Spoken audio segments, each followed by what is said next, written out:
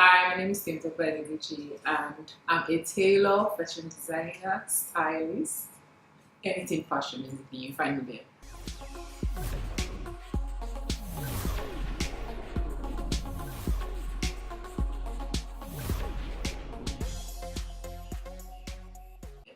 So my story started before NYC.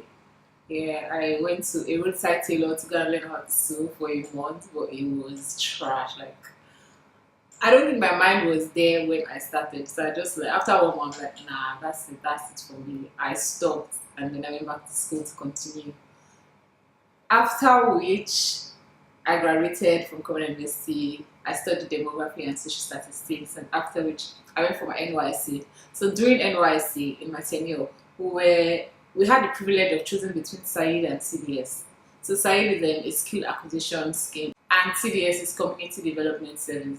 So I thought about it rather than just go and basically I felt CDS was like just go to the local government, sweep, road traffic and all that. I'm like, let me just acquire one skill. And since I always wanted to be the aim was to sew my clothes myself. Like I literally wanted to be sewing what I wanted to wear myself. I was tired of going to tailors and they keep giving me what they want and not what I want. It was terrible. And so I just went for skill acquisition side instead of CDS. And it was once a week. So I was teaching, which gave me the opportunity to actually, it was very flexible. I closed by 2:30 and then it was just once a week anyway. So I go for that and then that's that for the week, tailoring basically. So after NYC, I continued tailoring and then I entered another school, University of Lagos, for a postgrad diploma in mass communication. While I was doing that, I was working, I was in school, and I was learning tailoring. So I was doing the three at a time. It was really tired. Like, I get married and I'm like, oh, is this life? It is this life. Like, and I was living with my parents, they stay really far. So I wake up for 4:30, leave my house for 5:30, I get home by 11. Next day, wake up 4:30, get home by it was tired. So I had to stop working because I just felt the work. I was really not doing anything there. I was just like, I think I just have to stop working. So I just focused on school and tailoring. So after school, it was a year program. After that, I there was still no job actually. I'm like, okay, I've done another 1 year in school. I'm done. There's no job. God is good. So since I'm not want to sit at home and the jobs are not forthcoming, I just told myself that okay, and I think I need a plan. I need something. Money has to come in from somewhere basically. I'm not getting salary. I mean, so there was I had this friend that Monsi was throwing a birthday party and it was going to be big. So there was actually for the party and I had to buy because it was my friend's mom. So I did a style and I had to sew the fringes one. This was way before fringes came into existence, or rather started raining again. So I had to start sewing the fringes one by one on the machine. And then this friend told me, she's like, oh no, she wants a fringe skirt. She begged me. Shout out to me, to my girl, because she was the one. So I started sewing for my friends, just my friends in general. And I was very, very scared to be honest. I think that's the reason why I didn't go into it. I was really scared to like go into do a business actually, because I always told myself that no, you're not the business type. I think you should just get a job. So I really was very scared. I had friends that I have this particular person that we talk once in a while, but we talk about business, and he's always telling me, "Oh, just do this. Don't be scared." It was scary thinking, because I think that if you're going to go into a business, you have to be mentally ready for the backlash. You have to be ready for some people are really just crazy. They're just crazy. You have like there are clients you get and they're just like, God, let this day just be over. Like there are people like that. Like so you meet people that you just so you have I think you have to be mentally ready. And that's what I was trying to prepare myself for.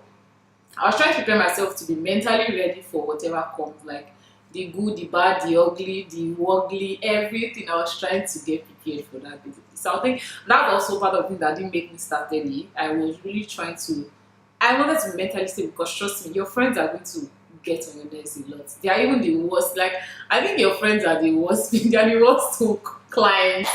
They will get on your nerves a lot. Like I have friends that they will come and I'm like, can you like each year I will drop the car and like just leave me.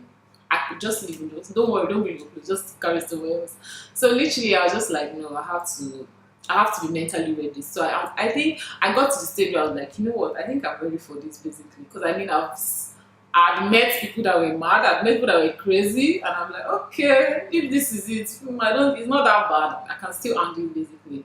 It has actually been a bittersweet journey basically. I mean, there's sometimes you win some, you don't win all actually. You win some and you lose some basically. But it's always best to win most as a tailor. You can't satisfy everybody. We are ladies, we always want to slay, we always want to go all out, we always want to, everybody has to look at my outfit and everything.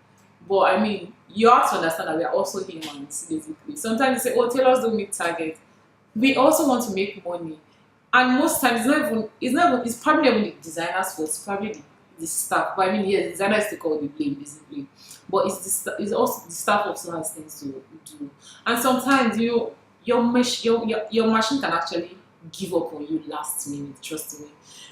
I had a time when all my machines were they just gave up at once, and I'm like, wow.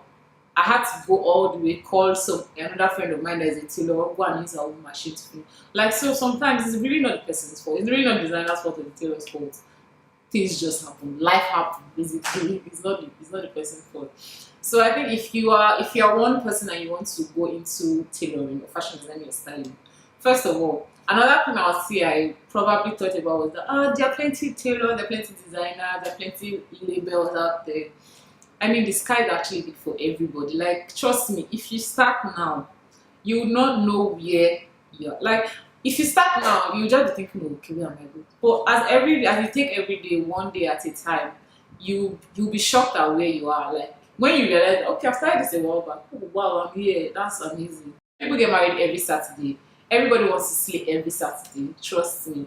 Not all tailors can handle everybody's clothes in this Nigeria. So basically, every Saturday you get a job, trust me. Even if you don't get a job during the day, every Saturday you get a job.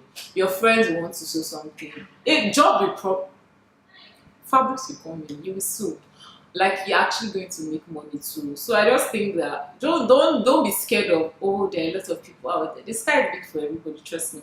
And be creative. If you're going to be a fashion designer, if you're going to be a stylist, you need to be you need to actually think out of the box. Some days I just sit down and I'm just thinking, God, I need ideas. I need styles. I need styles that when people see they'll be wow. You have to be actually creative. You have to think outside the box, trust me. So in summary, if you want to go into tailoring, fashion design and styling, I think you should just know your craft. Once you're sure that yes, I'm pretty good at this, and other people compliment you and you're like, this is nice. Oh, you did well in this, and you're like, okay, it's building your confidence basically. So yeah, once you're sure about that, you know your craft, you know how to cut. You don't necessarily know how to cut. Some designers don't know how to cut. They just draw the design out and give their tailors to bring it out, basically. So you don't just know your craft very well, be creative. And I think putting God into everything you do is very important, trust me, because I think without God I wouldn't be where I am. So that's for that. So if you want to know more about Barbara Richard, my collection, and if you want to order your dresses, and we also do ashwabi, as in bring in the fabrics, we'll slay you to the gods. I'm a friend. Alright, so you can reach me on Instagram at Barbara Richard _ BARBARARICHARD _ Twitter, Barbara Richard _ Facebook, Barbara Richard _ basically all social media, Facebook, Twitter, Instagram. I'm at your service any day, anytime. Just message me. We'll pick up your fabrics, we'll deliver to you. You only need to do one thing, come for fittings. Basically, and that's all. Thank you to Miss Nigeria TV for this opportunity they're giving to us to market ourselves, basically. Our Tawaja.